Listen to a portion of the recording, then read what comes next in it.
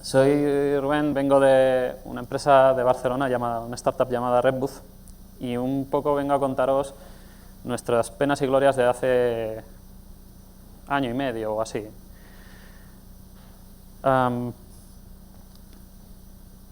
Yo tenía un chivato aquí y el chivato no funciona.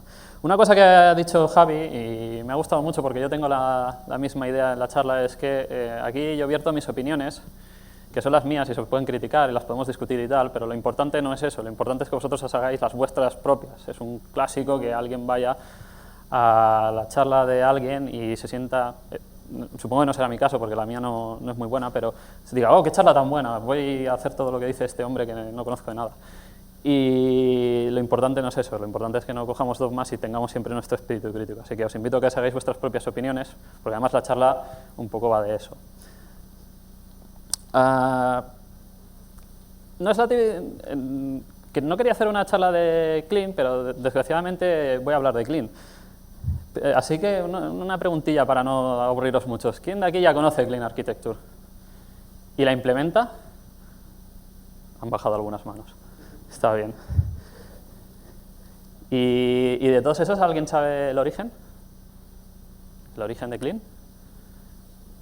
Hay manos tímidas. Bueno, este buen hombre, un hombre muy sosegado y poco radical, llamado Uncle Bob o Robert C. Martin, un buen día del 2011 se le ocurre publicar un artículo en el que presenta la arquitectura Clean. Él básicamente recopila una serie de principios de estructura, de una arquitectura al final, pero no hace ninguna implementación. Él simplemente dice, hey, aquí tenéis mi idea, que seguramente he probado o no, porque no doy ningún ejemplo, os lo creéis, y tirando para adelante. Y claro, esto es un poco como decir, bueno, no es lo mismo implementarlo en un backend que hacerlo en un cliente Android. Bueno, ¿cómo hacemos todo esto y tal? La verdad es que nosotros, o en Redbooth, o al menos yo, la primera vez que oigo hablar de Clean es de la mano de alguien muy poco conocido como Jorge Barroso, que allá por el 2013, cuando estaba, creo, todavía en 20, pues un día me dice, bueno, nosotros estamos haciendo esto, nosotros estamos trabajando de esta manera, hostias, esto mola, esto encaja bastante. Por aquel entonces, yo llevaba poco tiempo en Redbooth, teníamos legacy code y básicamente lo que estábamos intentando era que el código antiguo lo estábamos intentando separar, muy simple, solo con Model View Presenter, para al menos tener desacoplado lo que era la vista de lo que era el modelo, y las nuevas features que estábamos haciendo intentábamos hacerlas con hexagonal para que ya nos quedase en algo que se pudiera trabajar. Y hablando con Jorge, lo que pensábamos es, hostias, esto parece el siguiente paso, ¿no? Parece la evolución. Y entonces ya en noviembre del 2014, Fernando Cejas pone un blog post en el que él pone un ejemplo de lo que sería una implementación de Clean. ¿Quién ha leído su blog post? ¿Quién ha copiado su repositorio? No sé, ahora las manos han bailado, ¿no? Copiar tampoco es que sea malo, pienso, siempre que entiendas lo que copias. Y eso, pues Fernando genera una revolución, ¿no? Porque hasta ese entonces, ¿alguien había intentado aplicar Clean antes? Antes de... ¡Una mano! ¿Eres de 20 o trabajabas en 20? No te he oído, lo siento. Bueno, anyway, el caso es que él lo presenta y él hace un ejemplo. Yo tengo, por suerte, una buena amistad con Fernando y él me cuenta algunas cosas de cuando publica eso.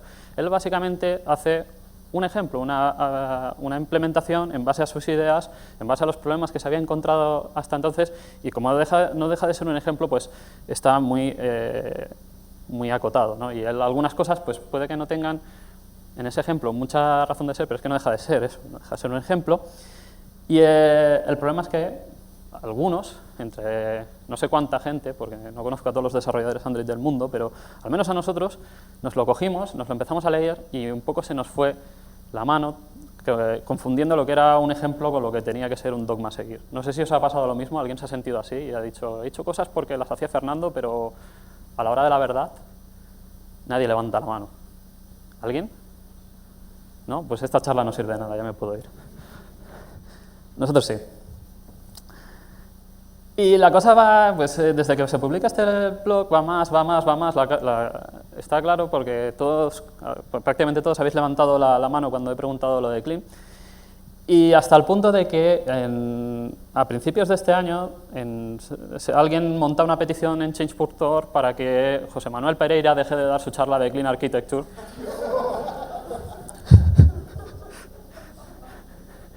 Espero que vea el vídeo porque no ha venido. No, en serio, ¿quién ha visto la charla de José Manuel? Bastantes manos, no todos. Si no la habéis visto, aparte de la broma, os la recomiendo encarecidamente. Hay una cosa que dice José Manuel que a mí me gusta mucho, pero creo que es ampliable, que es que llega una slide, no os quiero chafar la slide, es chula, ver la charla, pero habla sobre el efecto L'Oreal y dice que no hay que coger e implementar una arquitectura porque yo lo valgo, sino que hay que coger una arquitectura y ponerla en tu solución porque resuelve tu problema. Nosotros, lo que nos ha enseñado la experiencia es que no hay una arquitectura que resuelva tu problema, sino que tú coges una arquitectura que más o menos encaja con tu problema y a partir de ahí empiezas a hacer cosas raras y le pegas martillazos y machetazos y le pasas una sierra mecánica. Y esto es de lo que he venido a hablar. Bueno, y de hacer un chiste de José Manuel. Entonces, para ello, voy a hablar de cuatro partes de la aplicación en las cuales pues, nosotros quisimos hacerlo todo muy clean, ponerlo separado en capas y tal, y al final pues, nos pasaron cosas raras. Lo primero es la capa de lógica, a pesar de que yo haya querido hacer esta broma con la I de la competencia.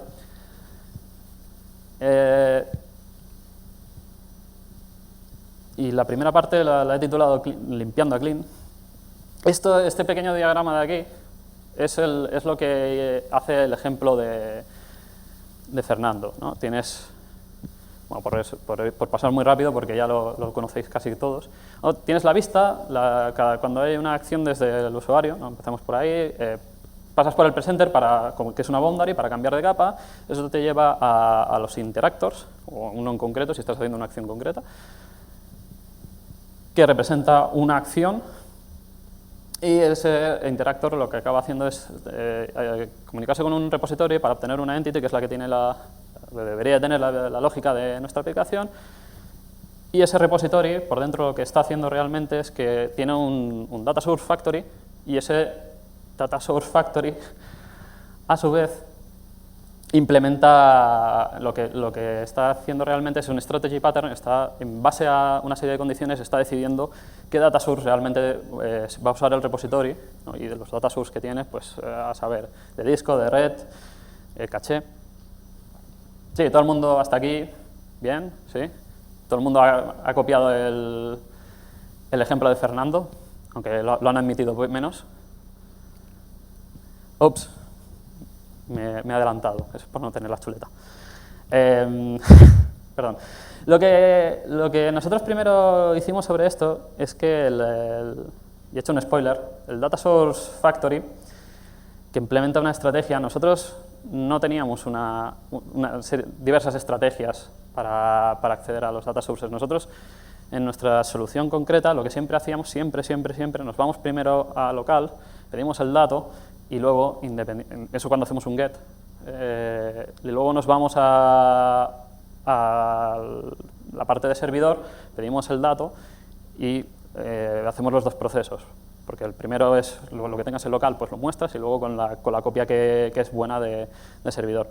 Entonces, como siempre hacíamos lo mismo, dices, ¿por qué me implemento un strategy y tal? Esto es muy reutilizable, sí, muy bien, pero yo voy a aplicar aquí un patrón que realmente no voy a cambiar, porque vemos claro que no vamos a ir de ninguna forma. Entonces, esta animación que me he colado, nos lo cargamos. Y de paso, pues adelgazamos un poquito la aplicación y nos ahorramos de picar unas líneas de código que no veíamos ningún valor.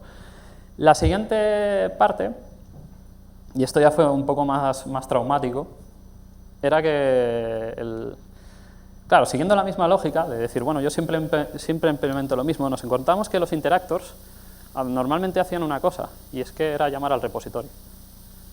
¿Alguien que haya implementado, así tal cual, el ejemplo de Fernando y tenga esto, interactors que solo hacen llamada a repository? Bien, veo manos. Y lo que era aún peor es que a estos interactors les poníamos un test. Y decías, muy bien, tengo una clase que, bueno, también está lo del cambio de thread, pero básicamente lo que hace es una invocación al repository y a eso le estoy poniendo un test. No sea que no haga la invocación al repository, no sea que no llame al método. Pues arde el repository. Nosotros fuimos muy tajantes, nos cargamos el repository. ¿Por qué? Porque dijimos que al final el repository lo que tenía era, no sé, para el ITMX, ¿no? Nosotros teníamos un get del ítem, un get si había una colección, un update, un delete, etc. Pero el interactor también hacía la misma operación. Y entonces decimos, ¿por qué tener una clase que tiene absolutamente todo? Pues nosotros lo pasamos a los interactors, que igualmente los tienes que llamar y está muy bien porque ya tiene el nombre y te dice exactamente lo que hace la operación. Y de esta manera nos cargamos otra parte y ahora el interactor pues por lo menos hacía algo, no hacía una única llamada. Y estaba todo más modularizado. Lo gracioso de este tema, de hacer este paso, es que no lo hicimos inmediato, no fue una cosa que dijeras, hostias, sí que nos dimos cuenta bastante rápido que decíamos, es bastante, nos sentíamos un poco tontos porque parecía que perdíamos más tiempo haciendo el test y picando estas clases que nos parecían vacías, pero sin embargo no dejábamos de hacerlo. Y era como, hostias, porque ¿cómo nos vamos a cargar el repositorio? Es como, si es un patrón, ¿no? La comunidad lo apoya y tal, ¿cómo vamos a tomar nosotros esta decisión? Y no sé si conoceréis a este hombre, a Pedro Vicente Gómez, pues hace cosa de año y medio en un evento, le explicamos lo que nosotros hacíamos y tal, y en un momento dado me dice, oye, tu lógica de negocio, porque yo le decía, es que los interactors no hacen nada, no tienen lógica, solo hacen una llamada a repositorio, y me dice, a lo mejor es que tu lógica es cómo te llamas a los data sources, ¿no? Es ahí donde tienes el meollo de la cuestión. Y claro, cuando te lo dice alguien que tú tienes como referente, no es lo que decía antes Javier, de la falacia de... ¿Cómo lo ha dicho? La falacia de... ¿De? No, la falacia de Jake Wharton no, porque este es Pedro, sería la falacia de Pedro, pero sí, cuando alguien que es superior dice algo, entonces te lo crees.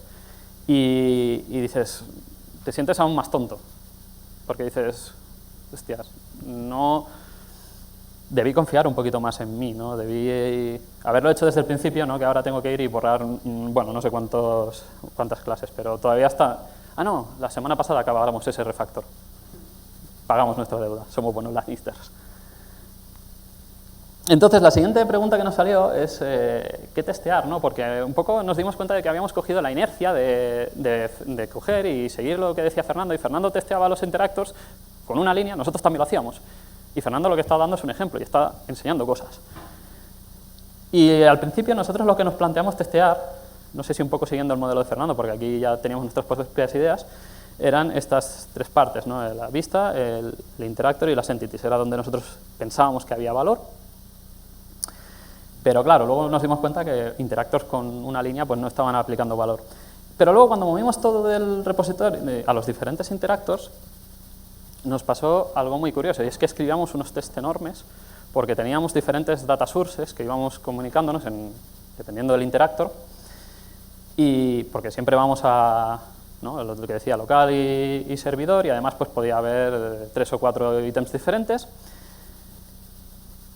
Y nosotros cogíamos y testeábamos ese interactor. Pero nos pasaba una cosa muy curiosa, y es que al final teníamos chorrocientos mocks, pero todo era mockable, todo era mockable. ¿Y qué estamos testeando? Pues un carro de verifies. Verifica que haces esta llamada, verificas que haces esta otra llamada, verificas esta llamada. Y nos preguntamos...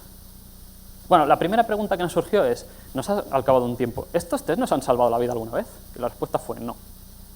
Y entonces ya dices, hay algo que aquí no cuadra. Y la segunda pregunta que nos hicimos es, ¿qué valor aportan estos tests entonces? ¿De qué me sirve a mí verificar esto? Y alguien dice, bueno, porque si cambias una llamada a un data source, pues te das cuenta de que no la estás haciendo y tal. Bueno, si la cambio es porque probablemente estoy modificando el comportamiento de ese interactor. Ya, pero No, ya, pero no. O sea, estamos viendo las relaciones entre colaboradores. Sí, por favor, gracias. Estamos viendo la relación entre colaboradores y estamos verificando que se hacen esas llamadas. Y luego, la única vez que se nos rompían los tests eran cuando tú cogías y modificabas el interactor, pero porque lo tenías que modificar, porque estábamos cambiando algo, porque había cambiado algo de ese interactor. Y entonces dijimos, pues,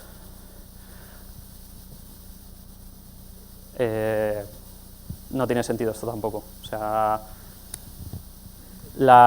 esto es una frase que me repetía mucho Chus Ballesteros, que mañana tiene una charla que recomiendo encarecidamente, igual que la de Pedro, ahora que me he acordado.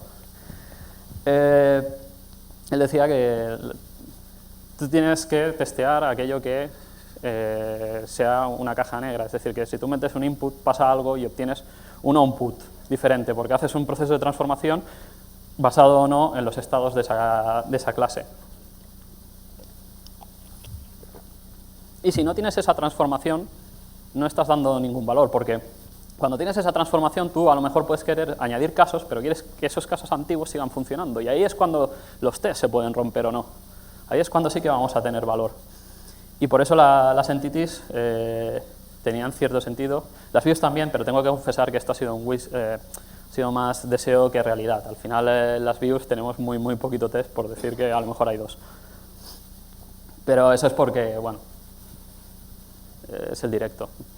Me gustaría hacer más. Pero somos 3.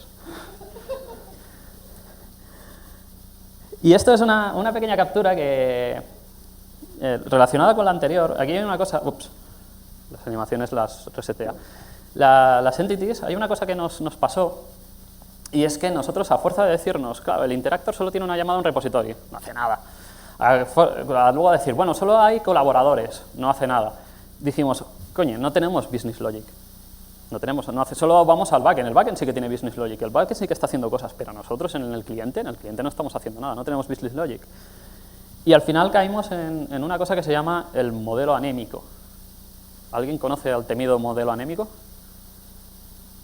Y si digo modelo rico de datos, que parece que está cogiendo... Bueno, eso es la siguiente ola. La historia es que nuestras entities eran puñeteros pojos, no tenían nada, solo getters y setters, y según Google no teníamos que haber hecho ni eso, ¿no? Porque la performance se degrada.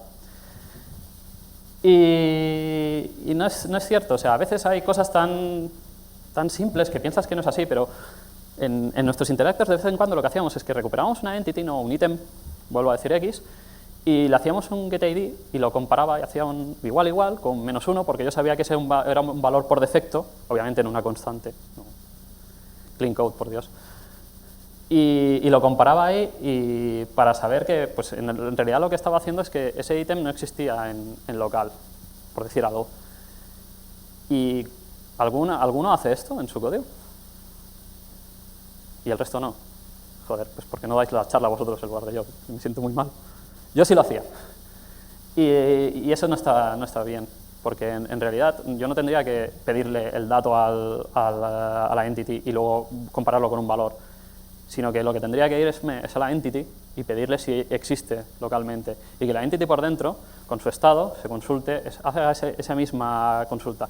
Y ese es eso es una condición booleana muy simple, pero se pueden complicar más y se pueden usar más estados de las entities, y seguro que os lo encontraréis por vuestro código. Y todo eso decíamos nosotros, coño, esto sí que es lógica, y eso sí que se tendría que mover a las entities.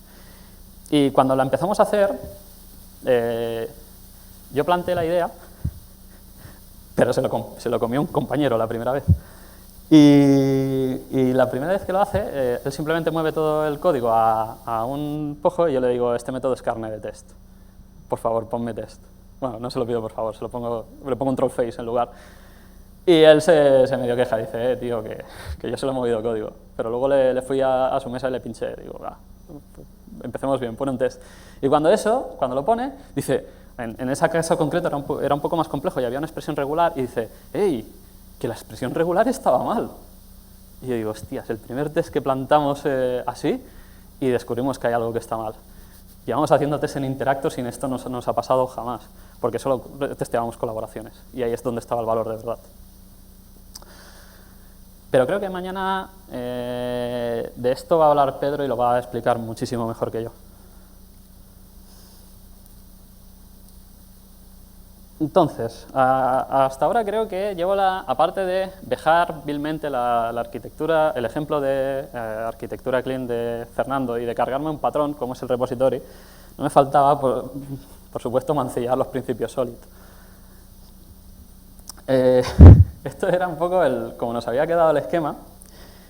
Y de hecho, si estáis siguiendo un poco el ejemplo de Fernando, que sepáis que vosotros también lo estáis mancillando. En concreto, el principio de responsabilidad única y está en el interactor. Los interactors, tal como los define Fernando, y además esa cosa hecha, hacen dos cosas. La primera, un cambio de thread, ¿no? Tú cuando llamas a un execute, no estás ejecutando realmente el código, sino que va por detrás y como le has inyectado un thread pool executor, pues él coge y le dice al thread pool executor, ejecútame a mí mismo en un thread aparte, claro, y entonces el thread pool te coge y ejecuta run. Y en run sí que tenemos el código de lo que tiene que hacer el interactor. Dos cosas. Pero Fernando a mí me lo explicó y me dice, bueno, sí, pero es que esto es muy cómodo porque realmente quien tendría que tener esa responsabilidad del cambio de hilo tendría que ser el presenter. Porque estoy cambiando de capa y entonces aprovecho y yo podría hacer, o sea, si mi interactor no hiciera este cambio, yo podría coger en el presenter y podría meterlo dentro de un runnable o, bueno, yo es que no soy de RX Java, pero como sea el equivalente, y entonces allí sería el cambio de hilo. Pero claro, esto implica que si yo reuso, yo qué sé, 10 veces el mismo interactor, lo tengo que envolver 10 veces, tengo que picarme el código 10 veces en cada presenter. Dice, pues es más cómodo, lo meto dentro del interactor y lo hago una sola vez. Total, los interactors están pensados para ser reaprovechados y de hecho nosotros la mayoría los reaprovechamos bastante. Es cómodo. Y esto está bien hasta que a alguien se le ocurre hacer una cosa y es decir, hostias, me tengo que picar un nuevo interactor que en realidad es un superconjunto de operaciones de lo que ya hace otro interactor. Es decir, que realmente yo podría aprovechar y este nuevo interactor que hago, que llame al anterior, para que haga su proceso y a partir de ahí continúo. Claro, aquí solo hay un pequeño problemita, y es que en un interactor estoy cambiando de hilo, en el otro también estoy cambiando de hilo, esto se vuelve un poco farragoso, daba problemas y tal. Y entonces, ¿qué dijimos? Lo cambiamos, vamos a hacerlo bien, vamos a hacerlo el cambio de hilo en el presenter. No, ¿para qué? Nos vamos a inventar los subinteractors. Lo que pasa es que cuando yo propuse el nombre de subinteractor, eso creó un cisma en el equipo de Android. Estuvimos como 2 horas discutiendo sobre naming, porque no les gustaba subinteractor. Y al final tuvimos que buscar un campo neutral que era decir, bueno, pues si tenemos un interactor que no cambia de hilo, le vamos a llamar comando de lógica. Pero es un interactor, ¿vale? Solo que síncrono. Y entonces lo que hacíamos es que si queríamos reaprovechar un interactor que era asíncrono, lo que hacíamos es que movíamos todo su código al comando de lógica. Ese interactor lo único que hacía era cambiar de hilo y le llamar al logic command, y luego el que lo reutilizaba sí que hacía sus operaciones más las del logic command. Vale. Hasta ahora hemos destrozado la arquitectura clean. A partir de ahora vamos a ir a lo que nosotros denominamos... O sea, hay una cosa que dice que el código está mal. Tú sabes si un código está bien o está mal por el número de what the fucks por minuto. Nosotros decimos que el número de what the fucks por minuto puede ser con código que no esté tan mal, pero que sorprenda al que está revisando el pull request. Y las 3 partes que voy a enseñar a partir de... Bueno, los diagramas de las partes que voy a enseñar a continuación son de los que producían enormes what the fucks. Sobre todo porque ya habíamos vendido clean, ya habíamos evangelizado todo el mundo clean. Vamos a seguir estas capas, todo en estas capas y tal. Y de repente empezamos a saltárnoslas. Encima los que lo habíamos promovido.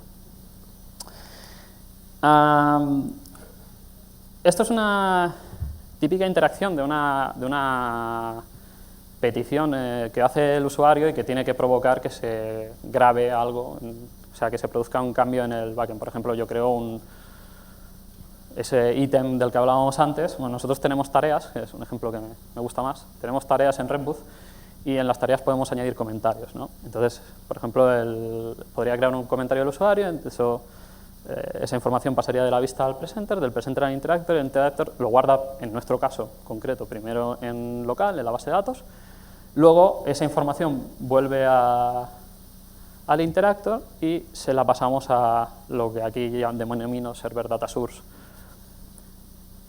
Porque el susodicho server data source, claro, nosotros nos planteamos una cosa, y es que nuestra aplicación tenía que funcionar de forma offline. Es decir, que si el usuario crea ese comentario cuando no tiene conectividad, nosotros le vamos a dejar crear el comentario, se lo vamos a mostrar en pantalla, pero no tiene conectividad. O sea, si lo lanzamos a la API, eso no va a volver. De hecho, deberíamos de ser un poco mejores y saber que no tenemos conectividad y ya no lanzarlo a la API. Pero ¿qué pasa con ese comentario?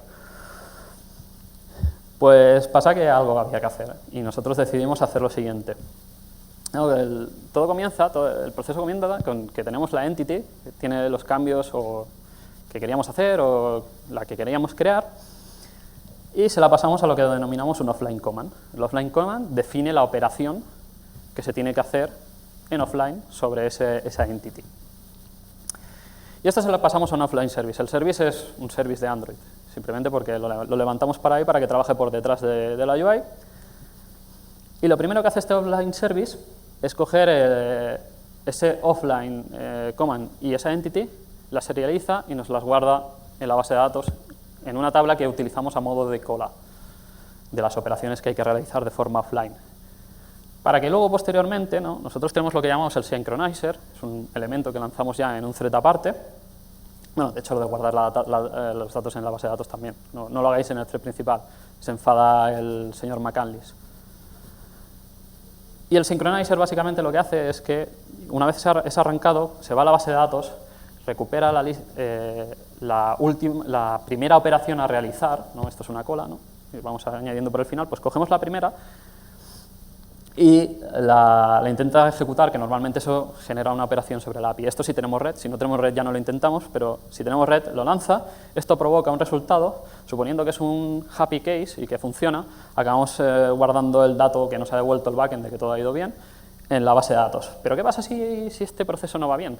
No teníamos red o ha fallado por alguna razón que no sea, te has equivocado al formatear el objeto o algo así, o sea, una razón de que, mira, ahora el servidor estaba pájaro. Pues, hombre, no quiero desechar la operación. Cogemos y seteamos una alarma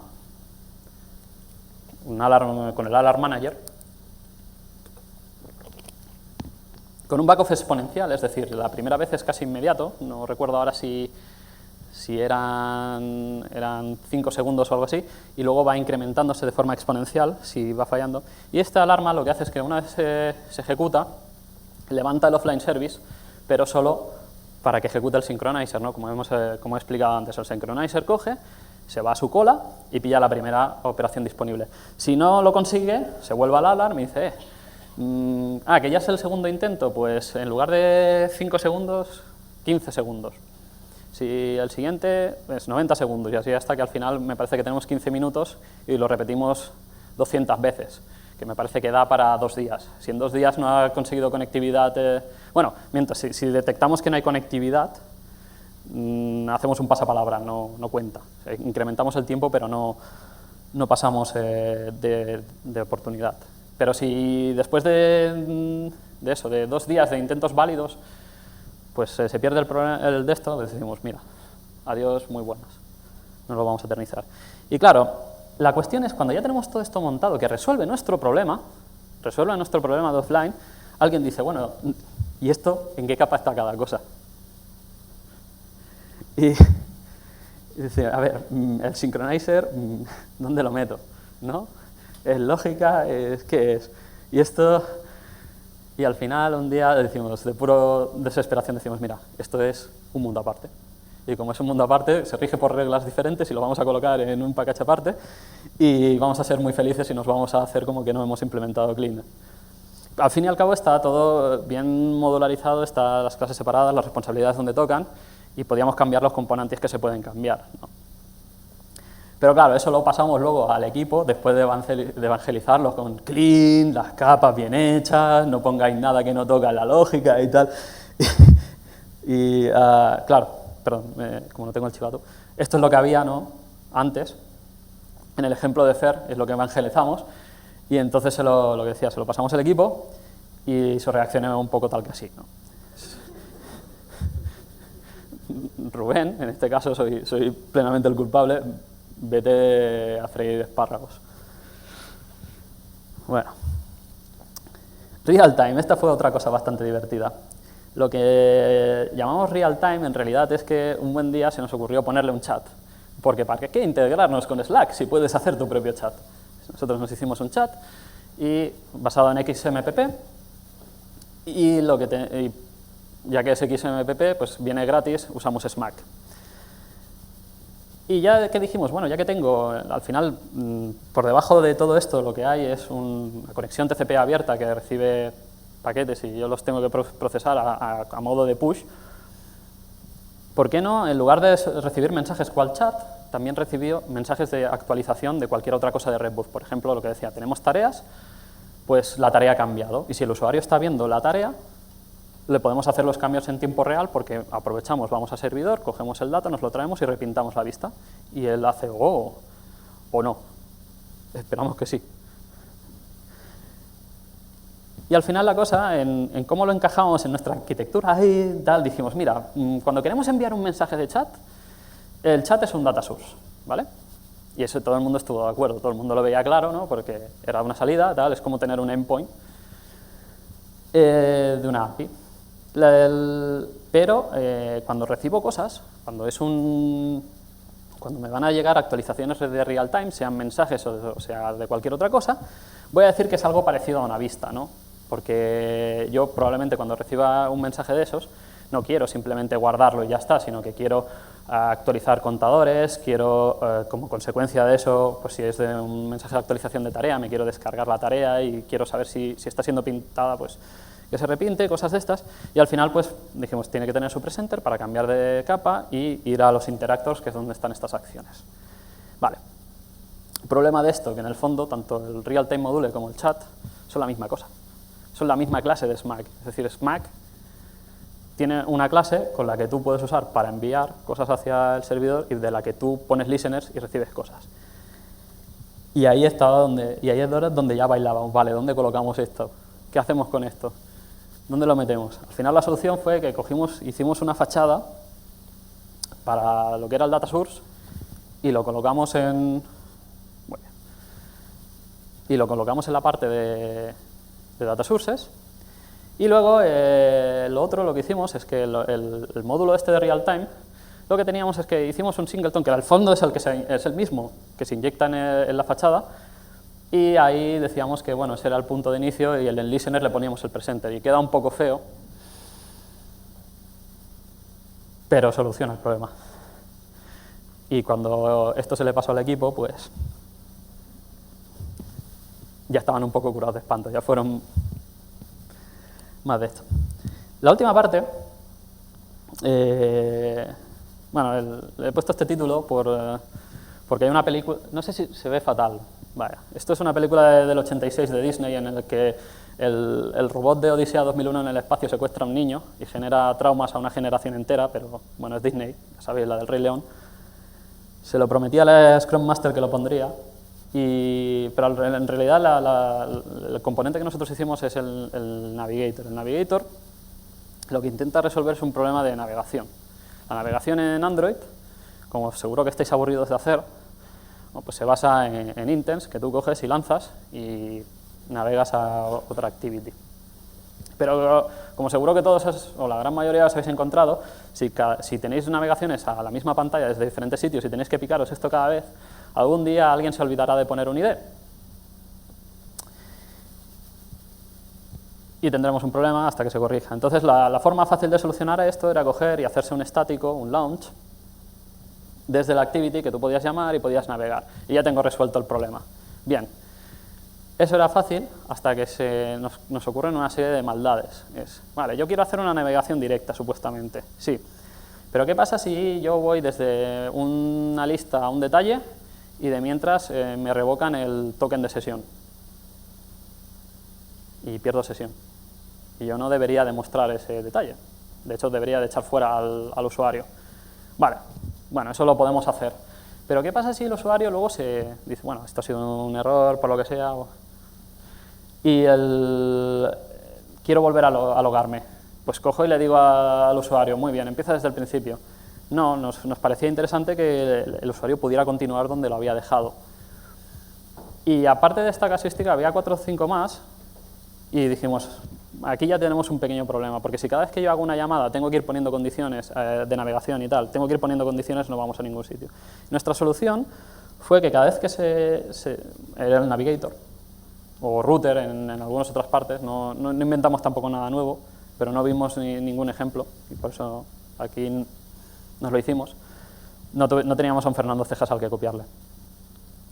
Cuando se va a hacer una navegación, lo que nosotros hacemos es, no lo hacemos directamente de la vista, lo hacemos desde el presenter, porque de esta manera, por lo menos la vista no cambia cuando cambia la navegación, simplemente le dice, ha ocurrido tal evento, y en el presenter ya sabe que lo que tiene que hacer es lanzar una navegación, un cambio de capa, que nadie me pegue.